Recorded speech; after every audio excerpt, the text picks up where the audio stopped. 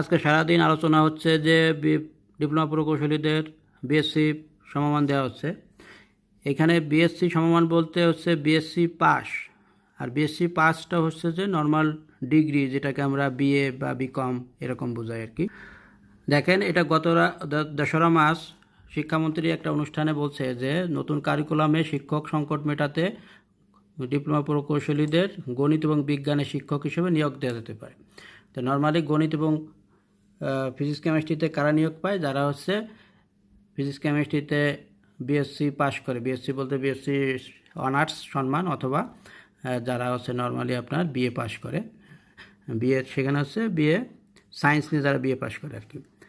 এখানে সায়েন্স নিয়ে যারা বিএ পাস করে তাদের সমমান দেওয়া হচ্ছে। এখানে কিন্তু বিএসসি ইঞ্জিনিয়ারিংয়ের কোনো বিষয় নাই, ঠিক আছে? তাই এক্ষেত্রে আমাদের বিএসসি ইঞ্জিনিয়ারদের এ ব্যাপারে খুব একটা হতাশ হওয়ার